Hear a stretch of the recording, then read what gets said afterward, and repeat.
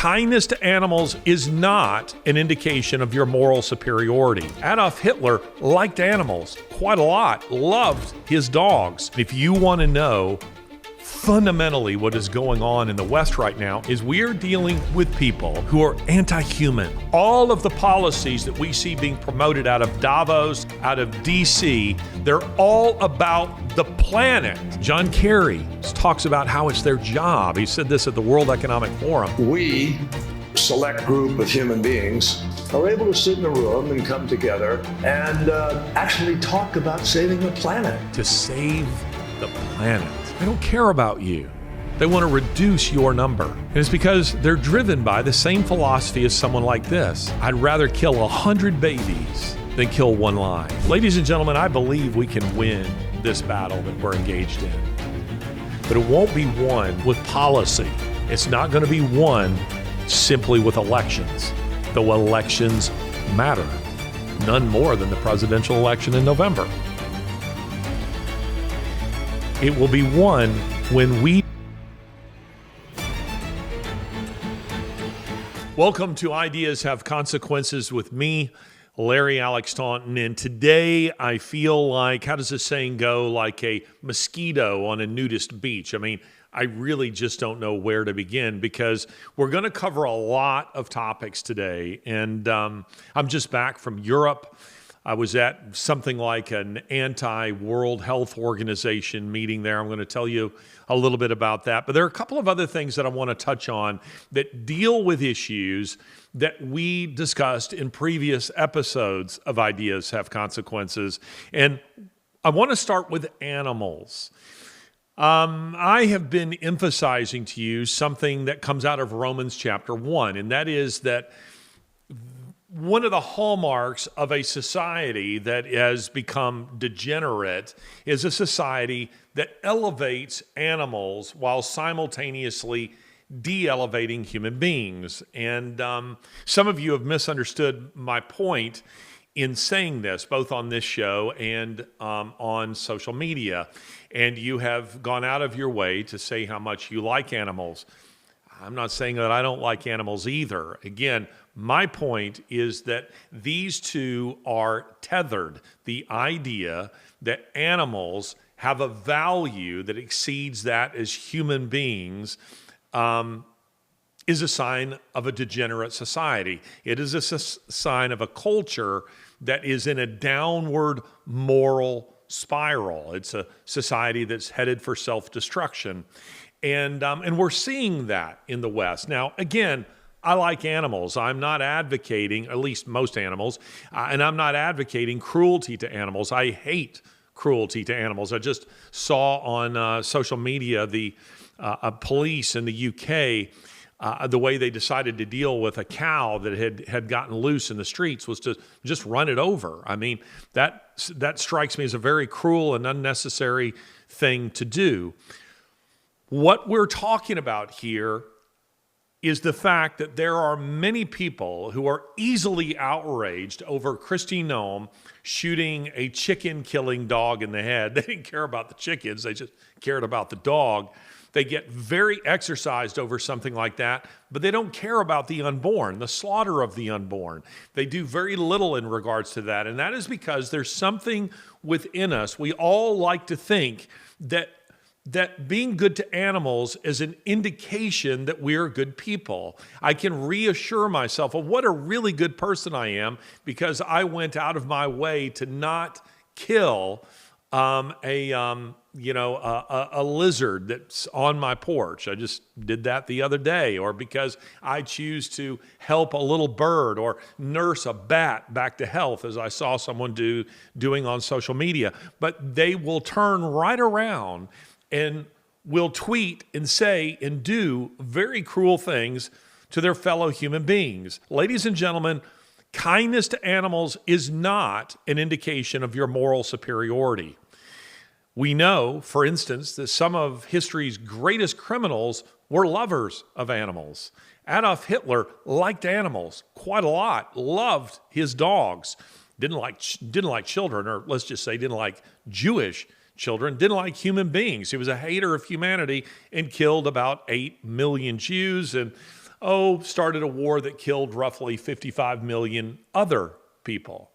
Heinrich Himmler, Hitler's chief of secret police, he loved animals, was an enormous critic of Goering, who liked to hunt animals, who liked to hunt deer in particular.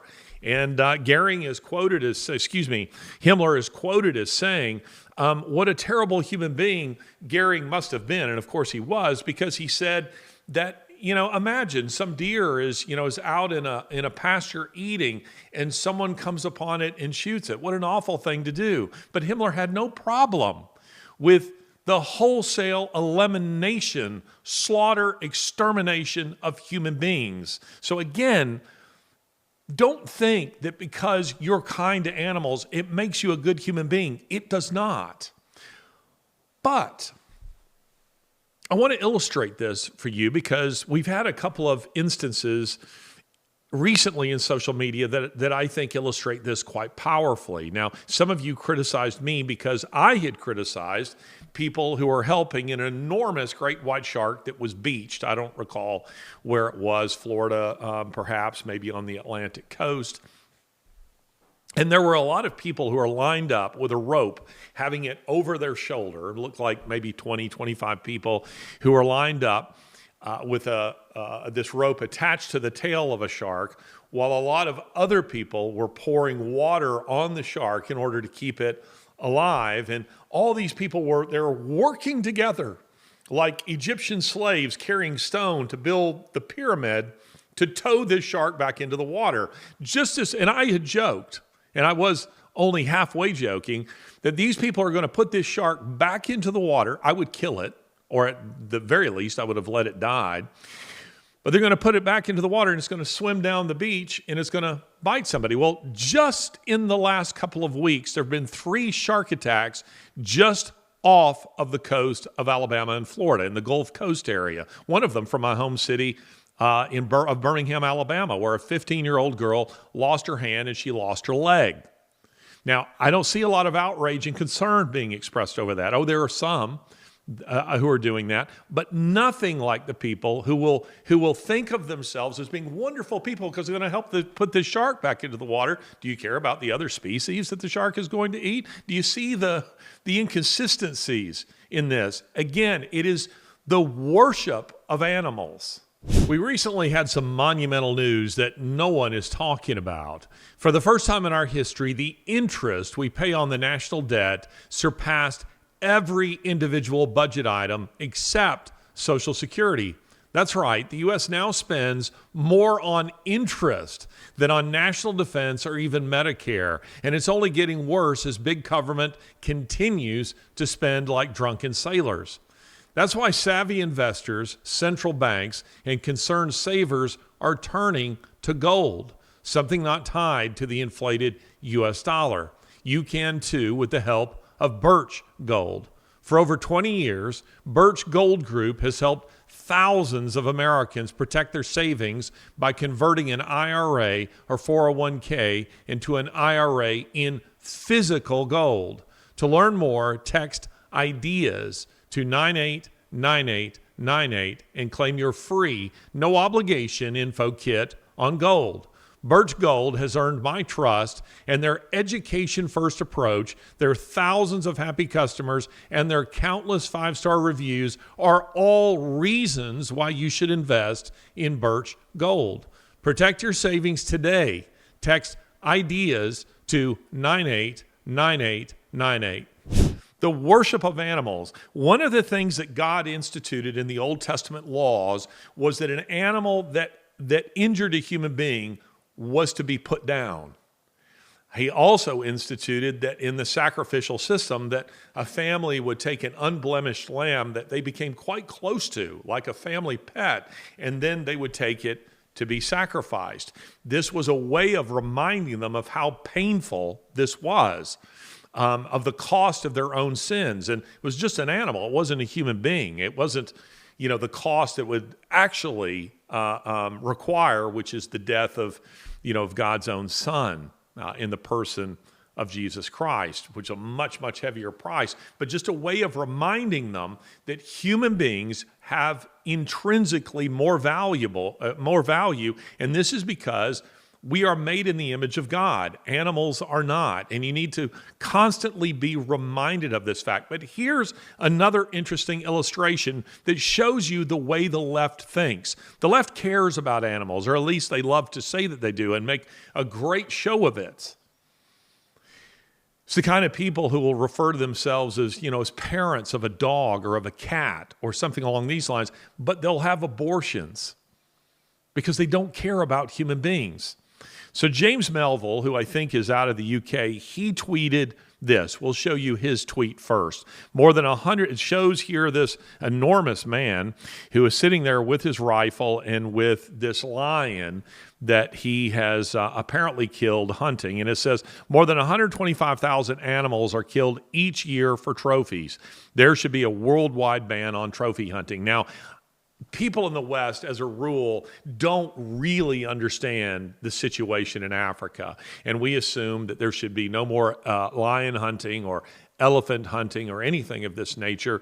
And I don't know what the situation is with lions, but I can tell you that proper conservation does require that from time to time you have to thin out these herds, and it's because they become too populous. I know, for instance, in Kenya, many Kenyans have become very upset by the fact that Western environmentalist types, animal rights types, have come along and said that there should be no more elephant hunting. And that has led to some severe problems because elephants can become quite dangerous. They denude the forest and the trees, which make it very difficult for other animals to eat the vegetation because it's all been stripped from the lower limbs. And they say we have to thin out the elephant population from time to time. But whatever you think regarding that, here's James Melville, who is expressing, and I don't have a problem with this, I'm not criticizing him, that, hey, this needs to stop. Trophy hunting needs to stop. Now, I tweeted in response to this, I retweeted him, and I said there are 73 million abortions each year.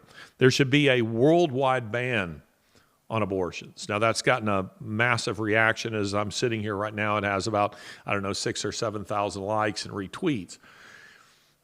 But it's also stirred a lot of controversy.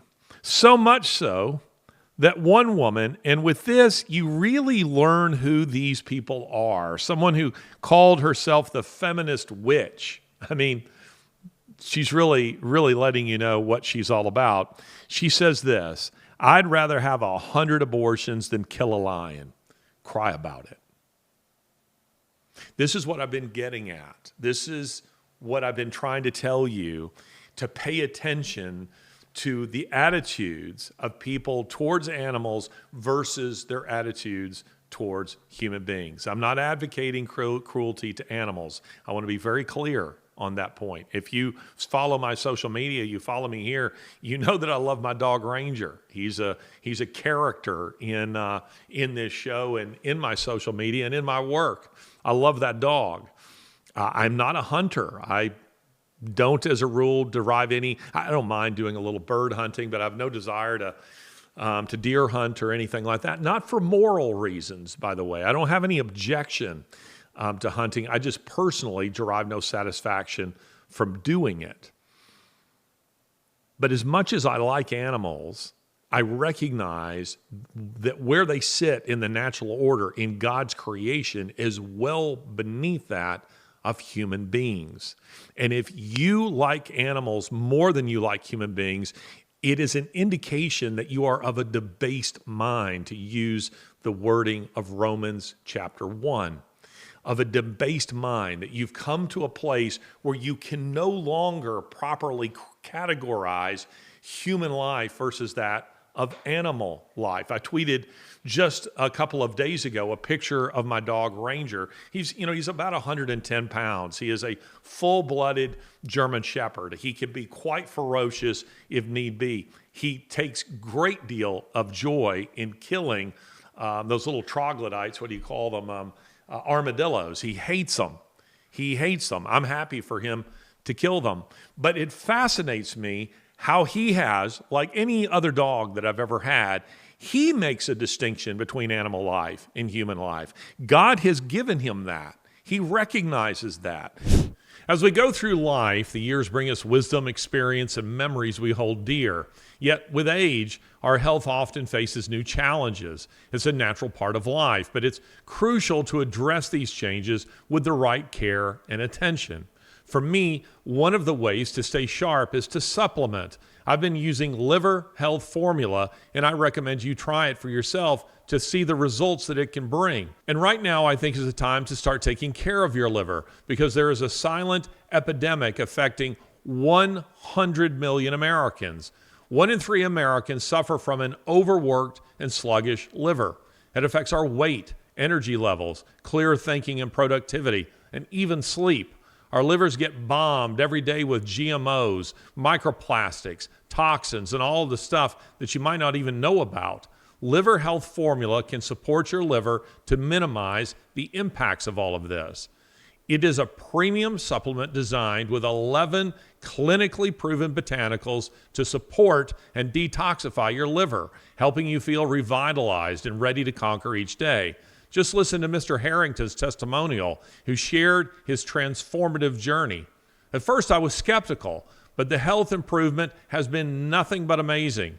The tired, foggy feeling I've had is gone. I have more energy for a longer duration.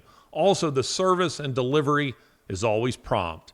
Of course, results are not typical, thus you have to see for yourself. There's an exclusive deal for my audience. Head to getliverhelp.com/Larry. And as a special offer, you'll get a free 1-month supply of nano-powered omega-3s with your order. That's getliverhelp.com/Larry. My granddaughters, they treat him a little rough. They're all very young. And they can pull on his ears and lay on him and, pinch him and things of this nature. They're not trying to be harsh with him. They love him. But they can hurt him without meaning to. And it fascinates me how Ranger is so patient with them. He's so gentle with them. And it's because there's something in him that knows they are innocent. He knows that they mean him no harm. And he knows that they are children. He knows they are human beings. He does not confuse human beings with armadillos or cats. He knows the difference between them. Now, how is it that that is the case in someone like this? And I would say the Democrat Party doesn't know the difference. It's because also going from Romans 1, which is a theme for us in recent weeks, is Romans 1 says that people suppress the truth about God. And you kill conscience. Romans chapter 2, verse 215 says that God has written his law upon your heart. Romans 1 says that everyone will be without excuse when judgment comes.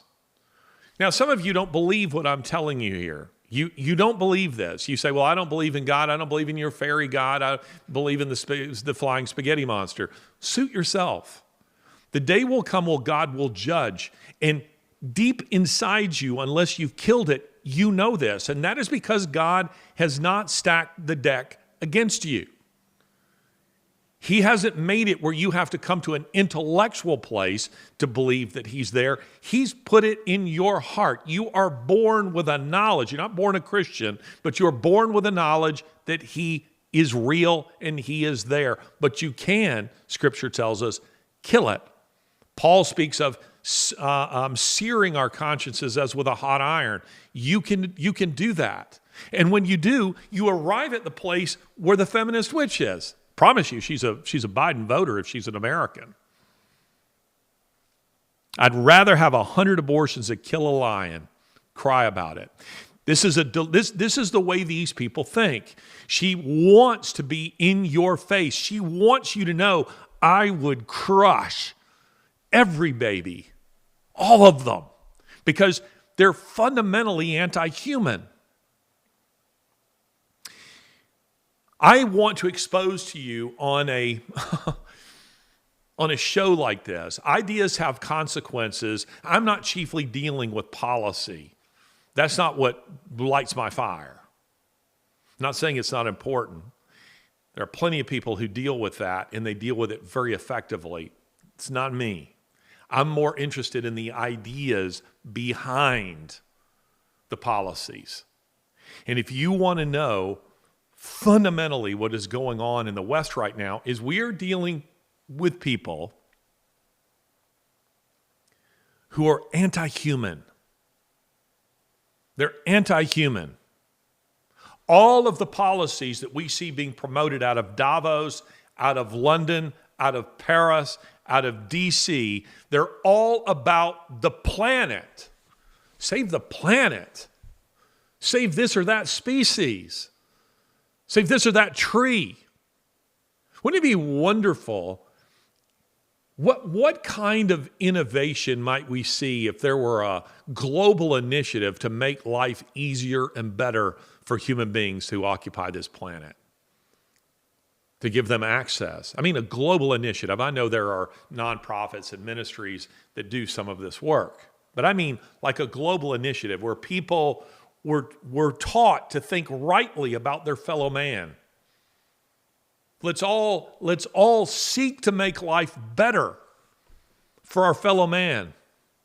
The developing of genuine vaccines. The development of clean water wells and access to them. Of proper hygiene. Of food and food distribution. Agriculture. Transportation. Crime-free cities. What if there were global initiatives like this? There aren't. The global initiative being pushed by globalists is all about the planet. John Kerry talks about how it's their job. He said this at the World Economic Forum, to save the planet. They don't care about you. They want to reduce your number. And it's because they're driven by the same philosophy as someone like this. I'd rather kill 100 babies than kill one lion. Do you understand now what I'm trying to tell you about animals and the elevation of animals and, dare I say, the worship of animals? This is a warning that reverberates down the centuries to us from Romans chapter 1. It is the hallmark of a degenerate society. It is an indicator that you have become debased in your thought, in your moral outlook. That you can't tell what's up and what's down, what's right and what's wrong. Because now your thinking is so perverse. That is where we are, ladies and gentlemen. So I just wanted to start with that to drive home to you what is happening as it relates to these things. When you see 25 people on the beach trying to save a shark, but they don't care about the children right in their own town that are being slaughtered by Planned Parenthood. They're being trafficked, we now know this, by Planned Parenthood. That are being mutilated with government approval and tax dollars. You tweet a picture of yourself trophy hunting. You tweet a picture of yourself with your rifle like this guy did with a lion or with a elephant or a rhinoceros or something. Social media, the globals, both left and right, politically speaking, the rage, the hate that is going to be rained down on you is incredible. But you go kill your child and hardly anybody seems to care. You can do a little Instagram story of how you took your son to have his penis surgically removed and turn into a little girl, and everyone will tell you what a wonderful parent you are. This is how messed up we are in the head as a culture, ladies and gentlemen. Joseph Mengele style stuff is happening to our children. Ephesians says this, be angry and do not sin. There are a generation of people, generation of Christians who seem to associate anger with something that's bad. Certainly can be bad. But if you don't feel a righteous anger for the things that you see happening in this country, there's something wrong with you. Your faith is broken. It's broken the way Russell Moore's faith, if he ever had it, was broken. The way David French's faith, if he ever had it, is broken. The way Beth Moore's faith, if she ever had it, is broken. It's broken the way Tim Keller's was towards the end, where the guy was endorsing, it seemed to me, every kind of Marxist agenda. What the hell is wrong with these people? Ladies and gentlemen, we are seeing the rise of a new fascism. I said this in the little cigar chat the other day, and I want to emphasize it because it isn't Marxism that we're seeing. We're seeing Marxist tactics.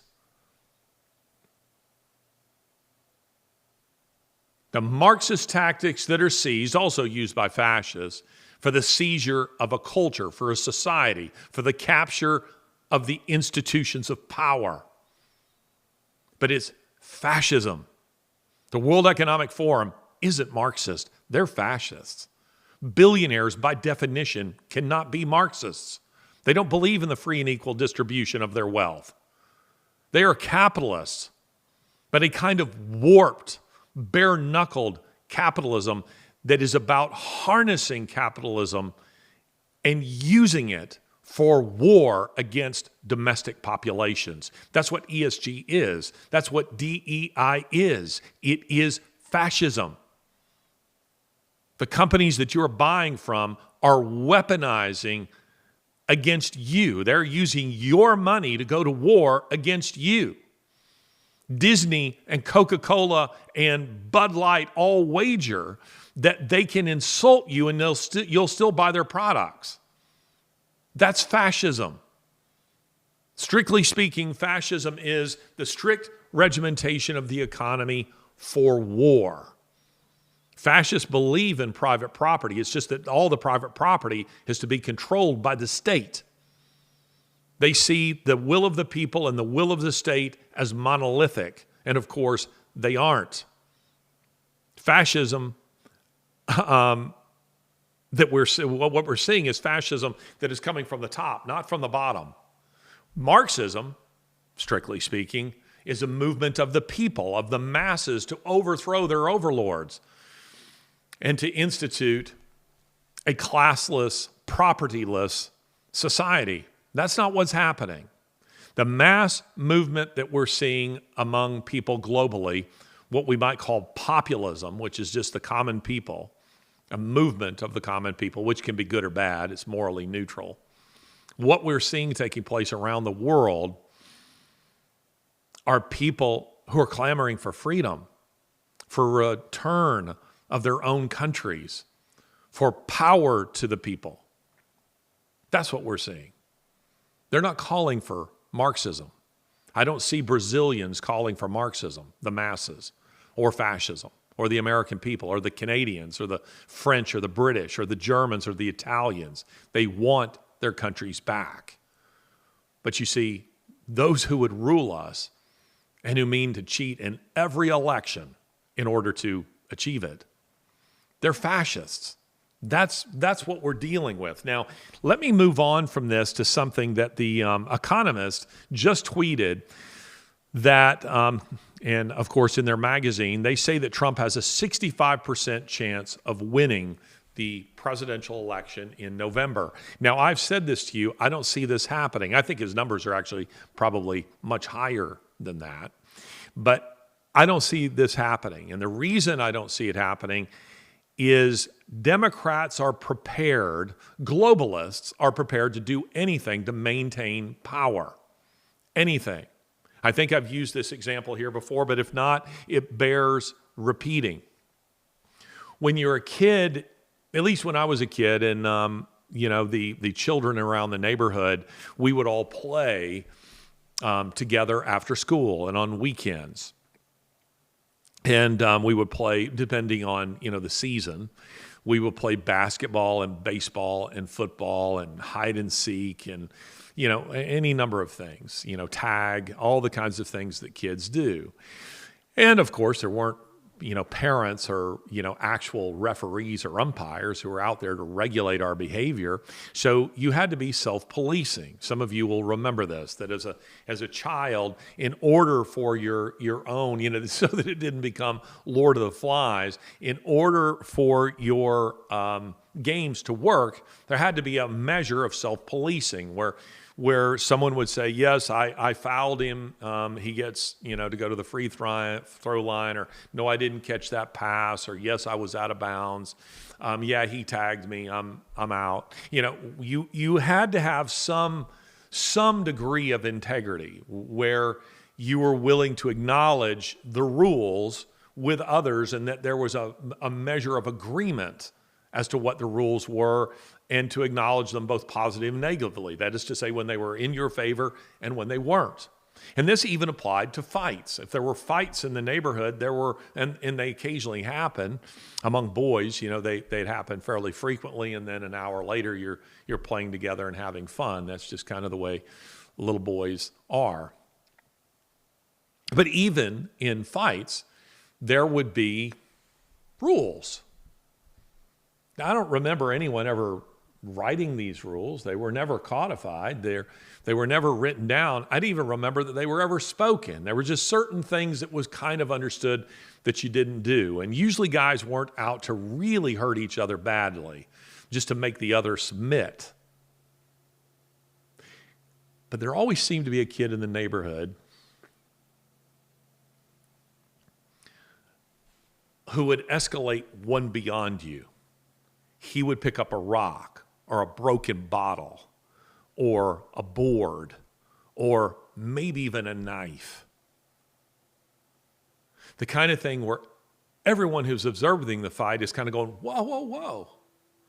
That's not the way, that's not the way this is done here. That's the way Democrats are. Democrats are like that kid in the neighborhood. They're willing to escalate one beyond you. You are willing to observe the Constitution and the rules of governance and the rules governing elections. They aren't. And no matter what you do, they will escalate one beyond you. And that's what we're going to see going into November. Now, I'm not telling you, some have accused me of, seeding hopelessness. A woman said that to me on Twitter, and I thought, what a silly thing to say. I am trying to equip you to deal with the reality of what I think they're going to do. Trump winning the election and Trump taking office are two very different things. And I think that we need to be prepared for what those things might be. I think it will come in the form of election cheating. They will do that just as they did in 2020, and they did in 2020. Everybody knows that. Another pandemic, lockdowns, saying everything needs to be done by, mail-in ballots, ballot harvesting. That's why they're letting all these people across our border. A world war. Have you noticed how they're floating? It's just announced. They want women now to register for the Selective Service. They're preparing for World War III. Trump didn't have us in a war. A smug taxi driver, when I was in London, started telling me about how great everything was, under Obama or, Democrats, and how much better things are now than they were under Trump. And I said to him, did Trump get us in a war with Ukraine? Is housing up by 40% because of Trump? The cost of living up 50% because of Trump? Are taxes up because of Trump? No. Ladies and gentlemen, they're preparing to send your sons and your daughters to die in a godforsaken foreign war that has not a damn thing to do with democracy or freedom. As I've said to you here many times, I've been in Russia and Ukraine many times. They're both deeply corrupt political cultures, and there are no good guys in this war, least of all the United States. What we're doing here is nefarious. What NATO has done here is nefarious. They want to topple Putin, who is a modern Stalin, to be sure. But there would be modern Maos. We are seeing not merely the rise. I have made a distinction here on this show between fascism and Nazism. I want you to understand the difference between them, because while all Nazis are fascists, not all fascists are Nazis. And that's because Nazism, by definition, is anti-Semitic. So I have been at pains to point out to people, if we're going to use these terms properly, and I know they're thrown around liberally and meaninglessly, constantly, this person is a Nazi, and this person is a Nazi, and this person is a Nazi. I've been at pains to say that what we're seeing is fascism, not Nazism. But not now. I think we're seeing full-on Nazism. And you say, how and why? Because with the war in the Middle East, we are now seeing that many of these people, these fascists, are coming out as anti-Semites. And you combine anti-Semitism with fascism, and you're a Nazi. You're there. That's what we're seeing in the pro-Hamas crowd. These people are Nazis. It is the rise of a new Nazism. And interestingly enough, many of them, their understanding, their knowledge of history is so poor, they don't even know it. They're accusing the opposite side. They're accusing people like you and me of being the Nazis and the fascists, when in fact, they're the Nazis and the fascists. That's what's happening. And right down to their Joseph Mengele experimentation on children. And by the way, you want to know why this channel is being suppressed? It's because I say all these kinds of things.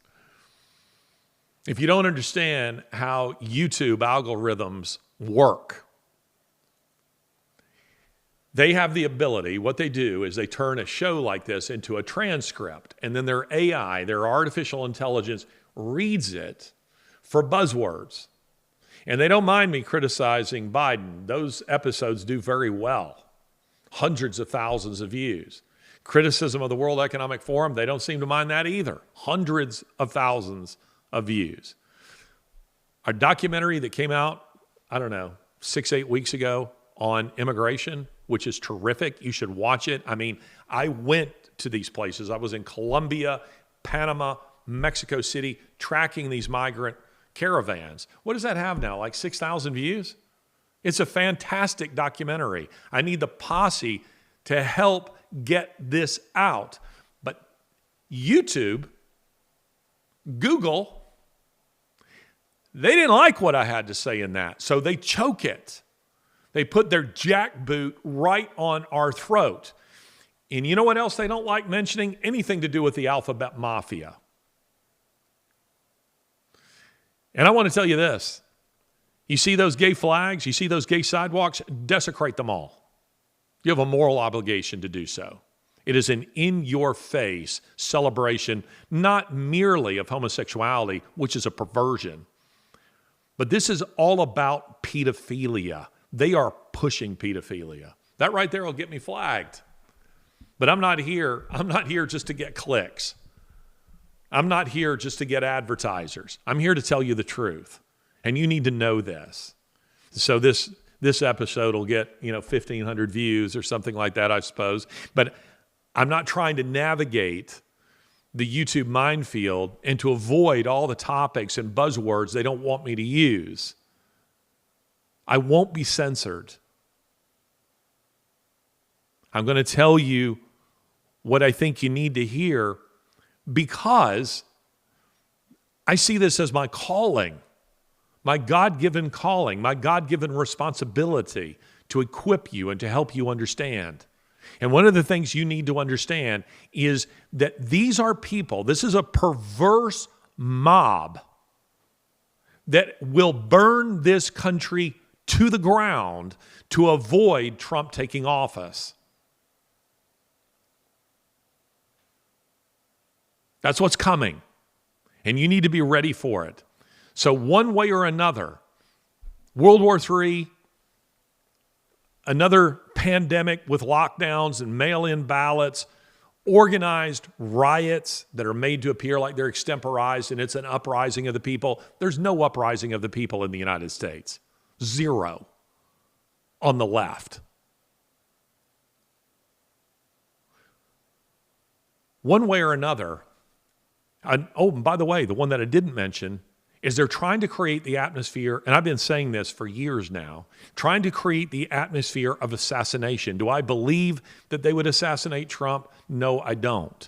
But I do believe by calling him a fascist, a Nazi, and saying things like this will be the end of democracy if he is elected, and you have all these idiots, from Alexandria Ocasio-Cortez to what's her name, Rachel Maddow, saying that they fear that they will be sent to concentration camps if Trump wins. They are trying to create the atmosphere of hysteria and assassination. They're hoping some left-wing nut out there will take a rifle and will shoot him. And they can go, oh, how horrifying. We didn't see this coming.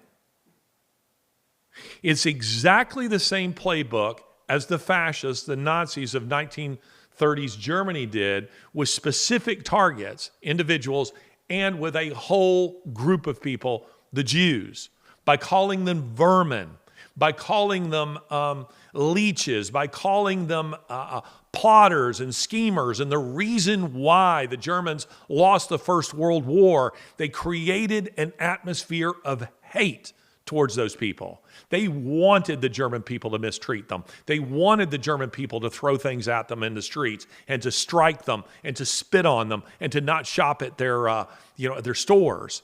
That's what they wanted, and that's what they're creating here. Again, I come back to where we start when we were talking about animals. These are fundamentally anti-human individuals. They hate humanity. And those people that they seem to like, they only see them as the raw material, the brick and mortar for the building of their own utopian state.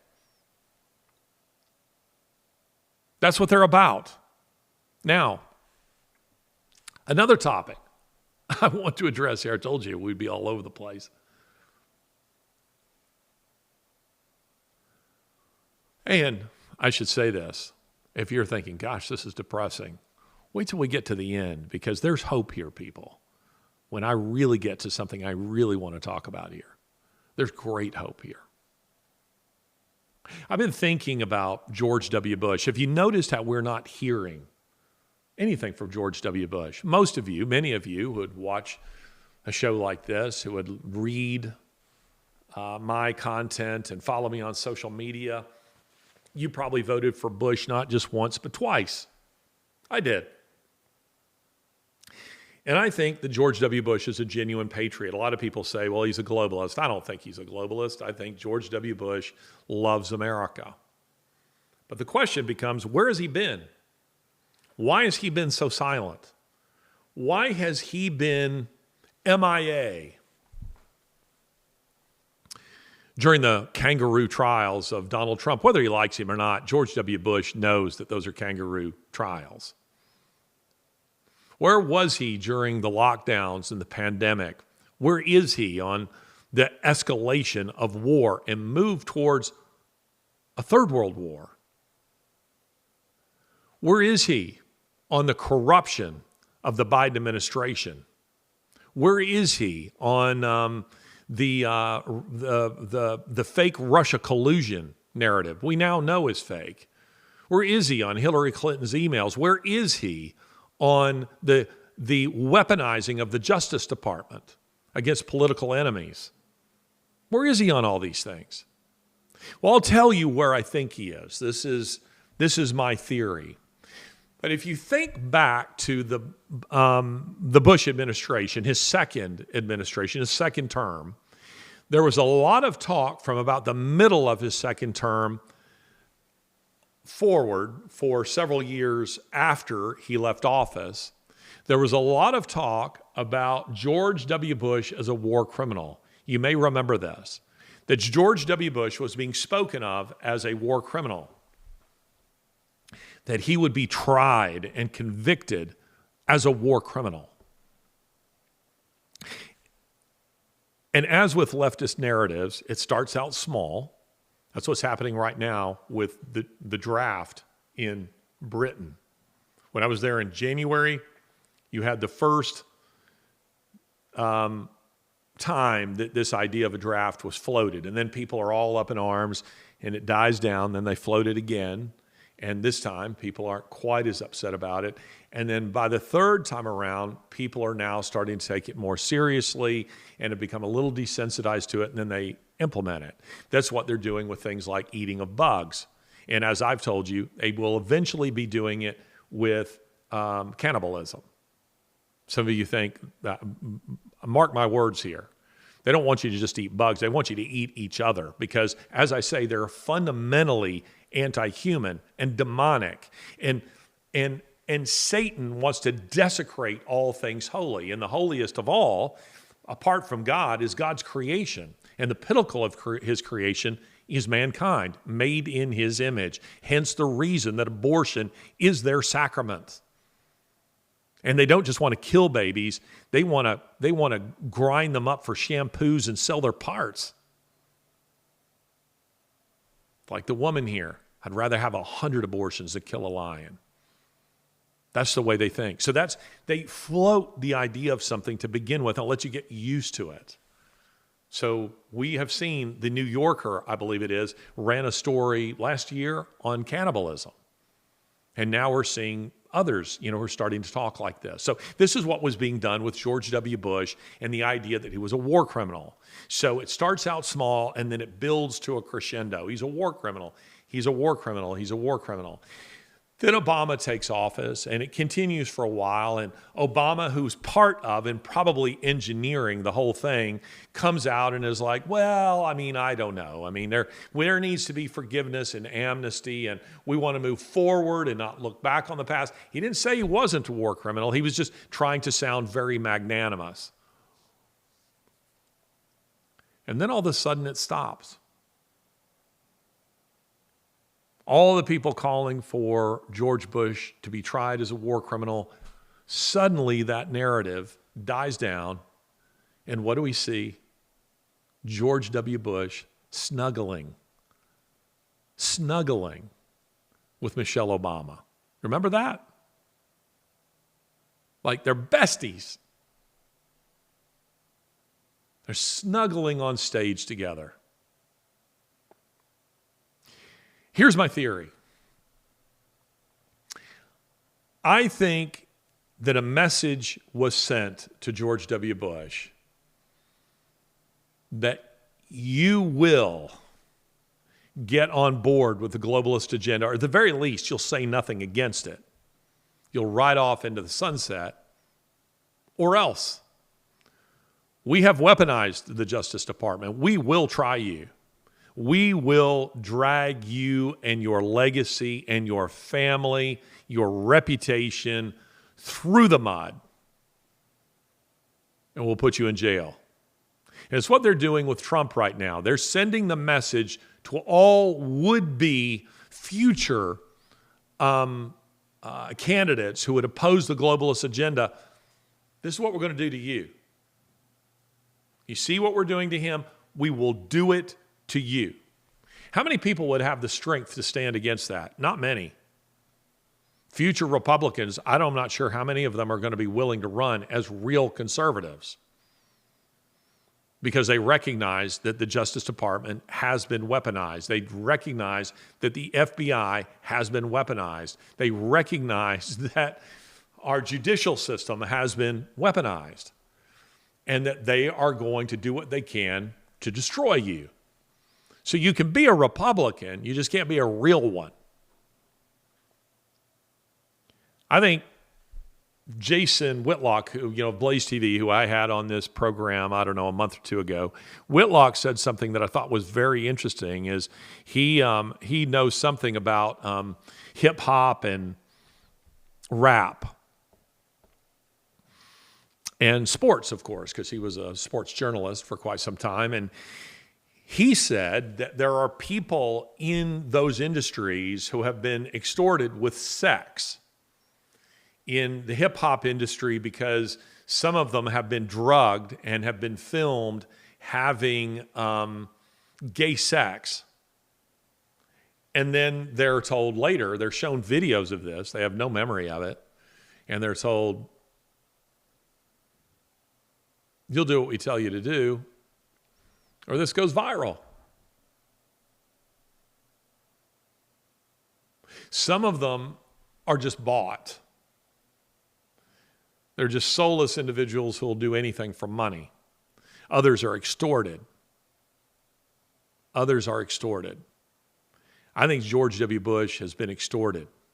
I think he's been threatened. I think he's been bullied and intimidated into silence. And unfortunately, it's cowardly. Ladies and gentlemen, I wrote a piece. You can find this on my website at larryalextaunton.com. But I wrote a piece a couple of years ago. I believe I titled it Letter to the American Church, an open letter to the American Church. And in it, this was well before Metaxas's book, by the way, an open letter to the American Church. And in it, what I said was that you have to be prepared for the fact that when you stand up against these people, they are going to comb through your past and find anything against you. And in the absence of it, they will invent it.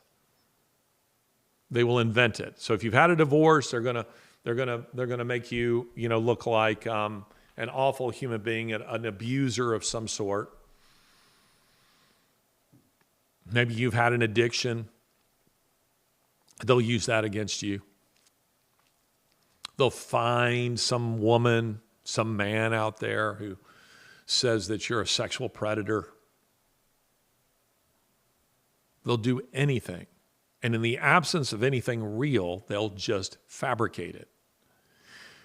We need people of courage who are willing to step up and say, you know what? I did that. That's true. I did do that.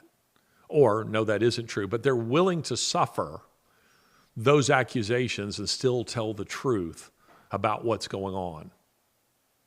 Unfortunately, a lot of people, most people, lack that courage. They're fearful of retribution. And that would apply to many people who would listen to this show. Posse, we need you to show courage. It's interesting because Musk has been testing this idea that likes are hidden on Twitter. Now, some people don't seem to understand what this means. I know why he's doing it and why likes have suddenly soared. When you like someone's tweet, it's not that it's completely anonymous and no one knows. The person whose tweet you liked, they know that you liked it, and you know that you liked it. But it's anonymous to everyone else. No one else knows who liked the tweet.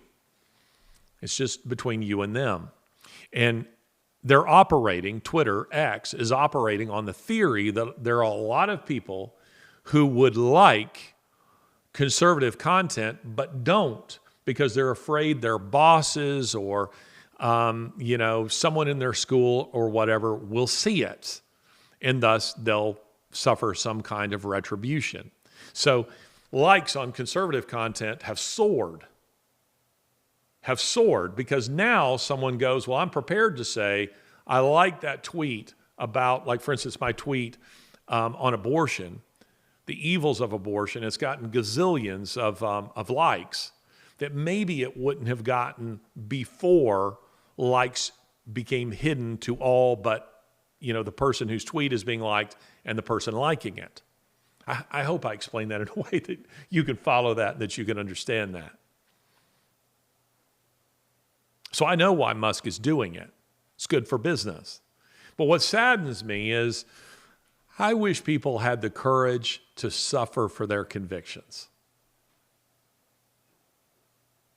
I saw a video of a guy who took his Julie, his pickup truck, with the 4 tires in the back. That's a Julie.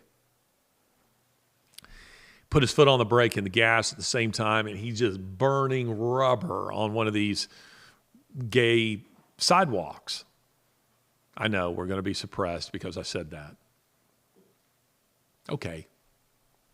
It's okay. Posse, please share this podcast. Somebody comes out there and is videoing him, wants to get his license plate so they can report him. How dare him do this? I wish everybody who saw that and lived near it would get in their cars and go down there and everybody do it. They can't get all of you. Do you understand the need for the people to rise up? We need everybody to show the courage of their convictions. Because if you're afraid of someone seeing your tweet and criticizing your tweet, what are you going to say when you're getting loaded on a boxcar and being sent to a concentration camp? You have to oppose it now because it will come to a place where it's too late to oppose. You must be heard now while you can be heard, or you will never be heard. That's important. You need to be willing to suffer for your convictions. And at this point, that might mean the loss of a job, the loss, in my case, of advertisers or of viewers. It might mean people saying things to you or possibly even a death threat. It might mean you're marked off the party list. Jesus pays attention. He knows who his children are and who they hear his voice. And Satan has his children too, and they do his bidding. And I would have you understand that the people who do the most damage to this country, they aren't the Joe Bidens. They're the Jill Bidens. This week, Jill Biden has said of Hunter, I know that he's innocent. She, above all, knows he's not innocent. She's a liar. And she knows she is. She also this week made the statement that, she also made the statement that Joe Biden is a great president, not in spite of his age, but because of his age. She, more than anyone, knows, and I'm not trying to be cruel here, she knows that Joe Biden doesn't know where he is most of the time. She knows that he does crap his pants. I mean, he does. He's reached that place. I might be there at some point too. But I think my wife would treat me better than she treats Joe Biden. She wouldn't have me out in public like this, humiliating myself. It's always been a little bit of a fear of mine, actually, because the accidents I suffered a few years ago, I suffered a traumatic brain injury. And the brain is so complicated, they can't tell you what the outcome of that will be. The most honest of my neurologists said, well, you mean you're functioning at a high level now. But in 10 years, 20 years, we don't know. And then he said to me, I thought it was funny, he said, we actually know nothing about the brain. Said, we know nothing. Joe Biden's brain is deteriorating rapidly. He doesn't know where he is. My point isn't that Jill Biden is more evil than Joe Biden. My point is that it's the Jill Bidens of the world that give evil men like Joe Biden their power. C.S. Lewis said this in a little book called The Abolition of Man. It's very clever. There was a great debate that followed World War II, or raging during World War II, and that is, how do educators identify potential Adolf Hitlers in their classrooms? A student who might one day become an Adolf Hitler, how do we identify them? And how do we instruct them in a way that they don't become Adolf Hitlers? And Lewis said this, and maybe the language will sound a little clumsy or antiquated, but he says this: the problem of the modern educator is not to cut down jungles, but to irrigate deserts. Because for every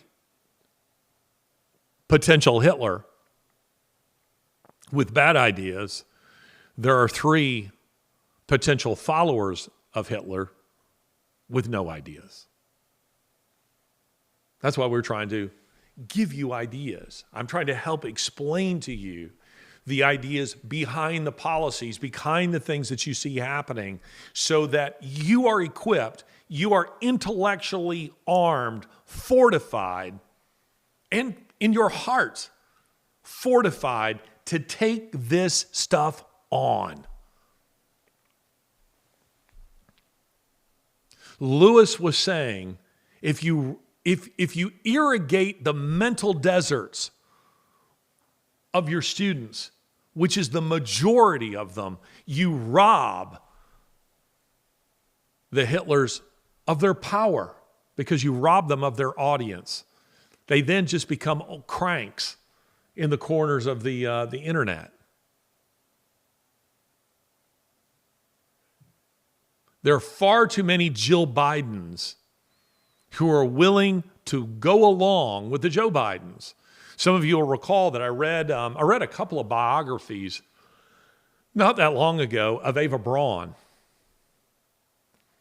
This is worth talking about more at a later date, but what I thought was fascinating was one of the authors, she's a bit of a feminist, and she was trying to resurrect the reputation of Eva Braun, which is kind of heavy lifting to do that. I mean, why you would set out to do that, I don't know. That struck me as a strange thesis of the book, and try to portray her in a kind of a Me Too sort of way, that she was the victim of a powerful man. She wasn't. Eva Braun knew very well what she was doing and what she was signing on for. She may not have killed any Jews herself or signed any execution orders, but she was willing to be the mistress and eventually the wife of a man who was a mass murderer. She was willing to give him aid and comfort, and she was fiercely loyal to him to the bitter end. Hence the reason she came to the bunker. By her own choice, Hitler told her not to. Stay away. We're all going to die here. She's like, no, if you're dying, I'm dying. I'm coming. I'm going to die with you. And she did. So the idea that somehow that Eva Braun, she wasn't really all that bad. She's a nice person. Everyone said she was very nice. She was very generous, so pleasant to talk to. No, she was evil. And she was evil because she wouldn't speak out against or stand up to evil. She's a Jill Biden. You see, it's the Jill Bidens who enable all the things that we see going. Don't be a Jill Biden. Somebody who is, kind of comfortable with your life and willing to just go along or enable it. Find your voice. Find your courage. Now, the World Health Organization meeting that I attended, this is the final topic that we'll address today. Geneva, Switzerland. So I was there. And Geneva, there's a lot of international organizations that are in Geneva. So you have the UN has a number of offices there. They have a very strong presence there. The World Health Organization is there. The World Economic Forum is there. I went to by their offices, and I wanted to urinate there, but it didn't. But I wanted to. And there are many others. Probably the International Red Cross may be there as well. I'm not sure. But the point is, loads of NGOs that are located there. And I was there to attend a kind of World Health Organization, anti-World Health Organization meeting that dealt with specifically the World Health Organization's proposed pandemic treaty. And if you don't know what this is, you need to know, because signatories are essentially handing over national sovereignty to an international body under the guise of health.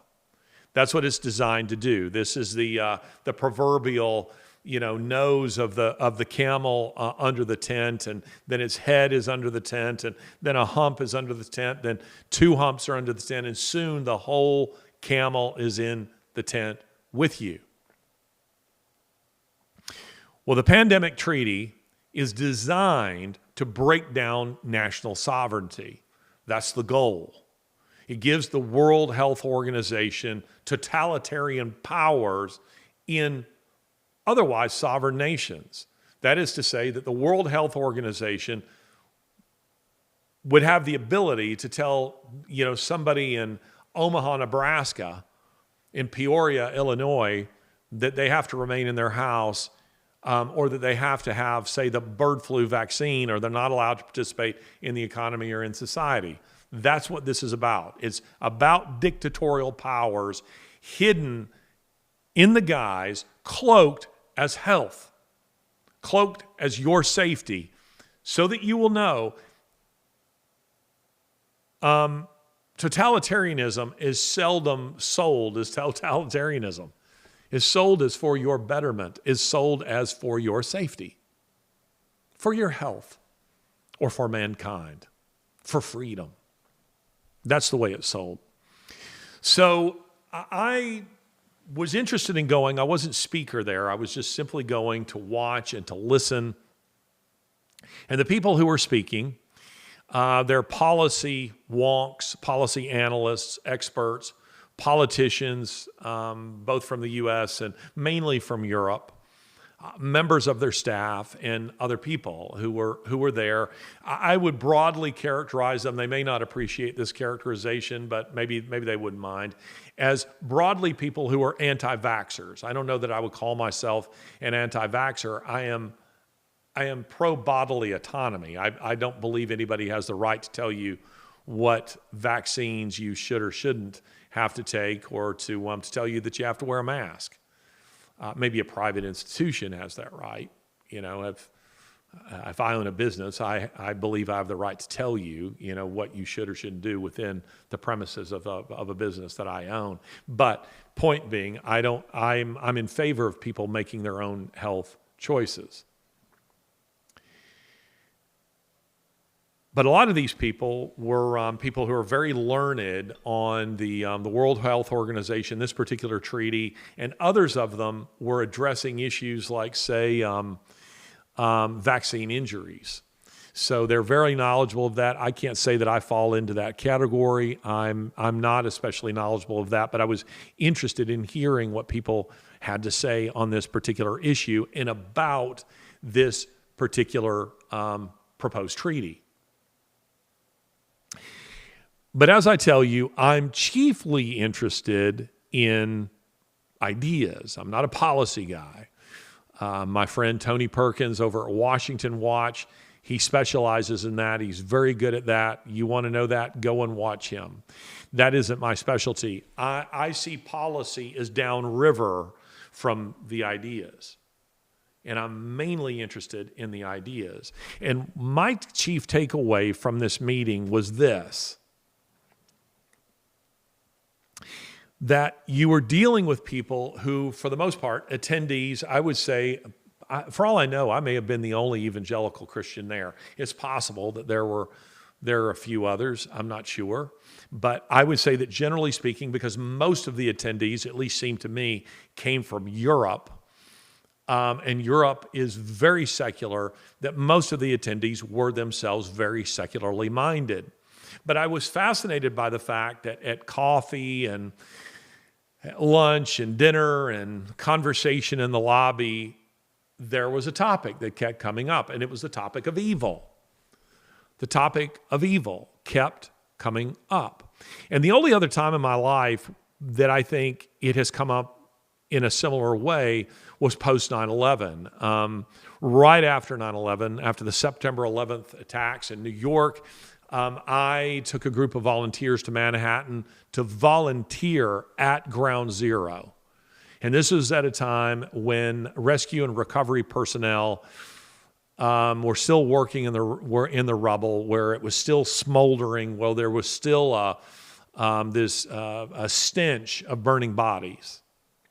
And the only people who were allowed in the perimeter there for blocks were people who had the pass to do so. Just not just anybody could get down there. And so I was one of those people. I was there as a volunteer. And I would be sitting, during a break, and a member of the NYPD or FDNY or Secret Service or some other person would come and strike up a conversation with me, and the topic of evil would come up in a way that it doesn't in the normal course of life. And that is because this was right after this attack, tremendous evil. And when people would see Ground Zero, it had an effect on them. It had an effect on them. It was different than seeing it on TV. It had a tremendous effect on them, and it caused them to go deep into reflection and to ponder the existence of evil. What sort of people would do this? What kind of person would do something like this, would deliberately kill all these people? These are good questions for people to ask, by the way, because for the most part, people don't ask these questions. They avoid questions about eternity, about death, about their own mortality, about the existence of God, about eternal evil or eternal good. They avoid those questions. But when confronted with evil, as they were after September 11th, if you were there, people would begin to reflect. And it led them to contemplate big, big questions. And the same thing is happening right now. And if I understand, I don't want to mischaracterize her conversion, which I believe to be authentic. We're seeing a lot of people who are claiming conversions to Christianity or claim to be moving in that direction, and I'm not sure how many of them are authentic. But I do believe Ayan Hersey Ali's conversion is real. She hasn't offered a Jordan B. Peterson Bible teaching series. She's smarter than that. She's been very humble in her conversion. She's made it clear she's still learning. She's not offering lectures on it. But she has written a little bit about her own journey, and she's spoken a little bit about it. And if I understand her correctly, and I think I do, it wasn't that she was meeting all kinds of fine people and said to herself, gosh, all these wonderful people, it turns out they're all Christians. I want to become a Christian too. I think it was the opposite that happened to her. Ayan Hersey Ali, who, if you don't know anything of her story, she's at the Hoover Institute at Stanford University. She's a Somali. She was mutilated. She received female circumcision at the hands of Muslims, of Islamists. She fled that country, became a Dutch parliamentarian, and an atheist, a rabid atheist, hanging out with all of the famed new atheists and promoting atheism. She's what I call an evangelical atheist, meaning she was trying to make converts to atheism. And now she's announced she's a Christian. And she has said that it was being confronted with evil that led her to Christ. Now that sounds like a very roundabout way to get to Jesus. But I think it can be a real rude awakening for the secular mind when you encounter real evil that you know is not merely ideas that you don't agree with or people who are doing things that you just simply don't agree with, but where you know that what you are encountering is a spiritual force of evil. And Ayan Hersey Ali said that it was a confrontation with evil, the recognition that what we're seeing happening in the Western world is being driven by a spiritual evil, that it caused her to reflect on the possibility that its opposite, a true and righteous God, must be real. It was encountering evil that made her contemplate the possibility that a true and righteous God must be real. That's what led her to Jesus Christ. So here I am in Geneva with people who are broadly secularly minded. And I should also say this, that we need to probably give some definition to what we mean when we say conservative, because I'm not sure that I would want to say that all the people who attended this anti-World Health Organization meeting are conservative. We have spheres of a way maybe to help you think about this, are concentric circles of what we might call conservative. So you have, for instance, from me, at my inner circle, are real conservatives. And real conservatism is based in a Christian worldview. It is born of a Christian worldview. Go and read Edmund Burke. You might call him the father of modern conservative thought. One of my heroes, for sure. A Christian. Then you move out from that, and you have people like, say, like a Jordan Peterson, or let's say a Ben Shapiro, or I'm struggling to think of others, but people who are not themselves Christian, maybe not even social Christians, social conservatives, but they're individuals who don't like what they see happening. And then out from that, you have, let's say, the Elon Musks of the world. There are people who are referring to him as conservative. He looks conservative these days, and that's because the left has moved so far. But Elon Musk isn't a conservative, definitely not a social conservative. I would say in the first ring, you have real conservatives, and in the second and third rings, you have individuals who are not conservative. They're anti-woke. They're anti-woke. And that is, has been my criticism of Peterson, is that Peterson is very good at criticizing, poking holes in worldview, but he cannot set forward a positive worldview. It's because he doesn't have one. He doesn't have one. Go and read my piece on Peterson's, use of the Bible. He massacres biblical meaning, and he bends it to his own will. And some of you will say to me that I'm attacking Peterson. I'm not attacking him personally, but he has done that to me. And by the way, I do plan to respond to Peterson. I wrote a piece simply criticizing Peterson's theology. And I've appealed to him privately before I published to say that I'd love to have a chat with him. He doesn't have to have a chat with me. He's not obligated to do that. And then I published. And rather than addressing the ideas that I laid out, Peterson decided to attack me publicly, personally. I haven't done that to him, but I reserve the right to do it. But he's not a Christian.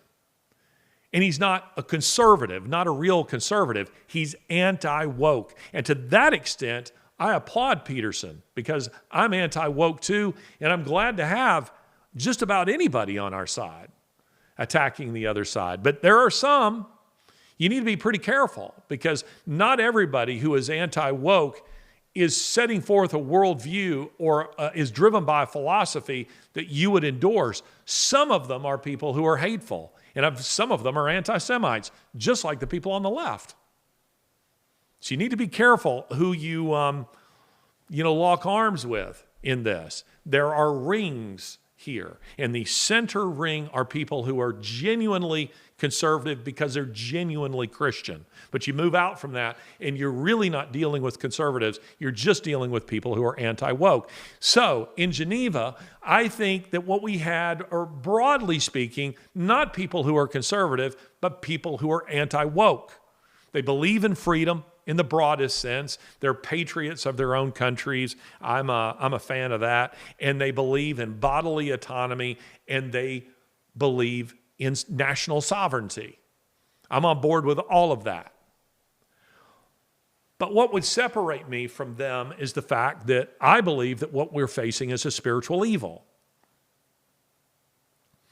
So, as I say, these conversations, they come up. They come up. People began asking questions about evil over coffee and at lunch. And one night at dinner, there are a bunch of us. I'm sitting there with a Dutch politician and members of his staff and several other people. I don't know, maybe there are 8 or 10 of us who are sitting at this long table. And a conversation about spiritual evil comes up. What is driving these people? These globalists who want to reduce the world population, who are prepared to force a vaccine on people that clearly hasn't been properly tested and is resulting in injuries. We know this. What's driving them to leave borders wide open? To not only not prosecute crime, but to encourage crime. What's driving them? So a conversation began about evil. And my main takeaway was this from that meeting in Geneva. Ladies and gentlemen, I believe we can win this battle that we're engaged in. But it won't be won by electing Donald Trump. I've been to Mar-a-Lago a couple of times. I'm clearly not an anti-Trumper. But Donald Trump isn't my Lord and Savior. Our hope does not depend on Donald Trump. It won't be won with policy. I'm not saying policies don't matter, but that won't be what wins the battle. It's not going to be won simply with elections, though elections matter. None more than the presidential election in November. It will be won when we recognize as a whole that we are engaged in a spiritual battle. That's what you need to understand.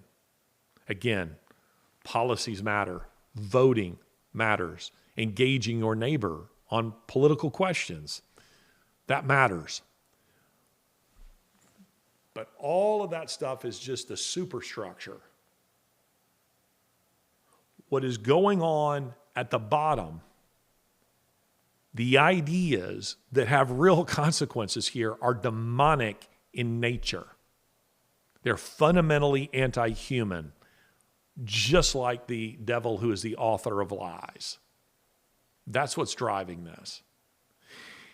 And until you come to grips with the fact, and I would say that most people while many people in those 3 circles that I mentioned, while many people are starting to ask similar questions about the nature of evil and are starting to look at their Bibles a little bit more carefully, Lawrence Fox told me recently that a friend of his who was a pastor, I was in London as well, and we were visiting, and he told me that a pastor friend of his says that in England, where church attendance is at an all-time low, that it's now starting to surge. And among young people, it's hundreds of young people who are starting to come to church. And why is that? Because they're confronting evil. They're seeing evil. And they know that somewhere in their own heritage, they're vaguely Christian. They know that maybe grandma or great-grandma attended church and knew the Bible, and that they don't.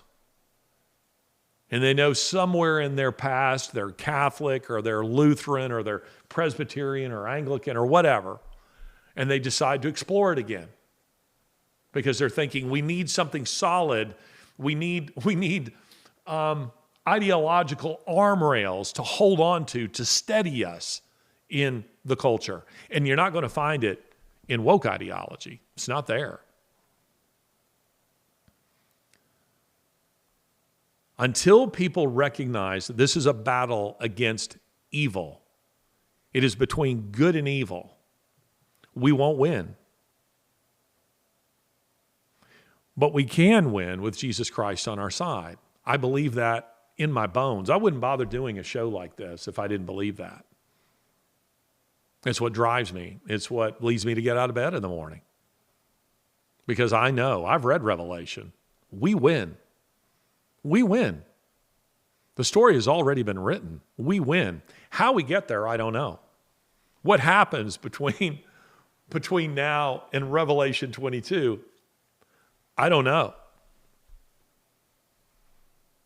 But I know that in the end, we win. And I know that the Lord would have us assist him, as C.S. Lewis puts it, in his invasion of conquest, to retake his creation, to reclaim it. But you need to understand that this is a spiritual battle. And my sense is, coming away from Geneva, was that most attendees do not get this yet. They're moving that way, some of them, but they're not there. They're not there. And you need to understand that all the military technology, the immigration services, digital IDs, satellites, vast national wealth that we have, espionage services, big budgets, wars, weapons, government agencies, strong young men, generals, secret services, and border walls will not protect a nation that is spiritually weak.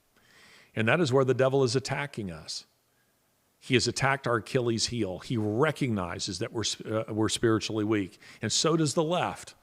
That's where they're going after us. And ladies and gentlemen, their number one target is the Christian faith, because they know that it is their final barrier to a complete cultural and institutional takeover. They have to destroy it. And all that stands between them and the fulfillment of their evil agenda are people like you, who are filled with the Holy Spirit and a confidence not in your own strength, but in the strength of the God who empowers you to go forward and speak his name, to speak his truth into the culture. But you must do so with courage. You must do so with a willingness that says, I won't take this stuff anymore. I will not allow them to do these kinds of experimentation on children. I will not let them mutilate young. I will not let them destroy unborn children. I will not let them to destroy the future of my children, of my grandchildren. I won't let them destroy my country. I won't let them tell me that I can't go to church. I won't let them tell me that the worship of my God is illegal and morally wrong. You must stand up. It won't be people like me alone who does these things. It will have to be all of us together, that we have a confidence in Jesus Christ and we stand against this present darkness. If I may, I'll end by quoting a pagan.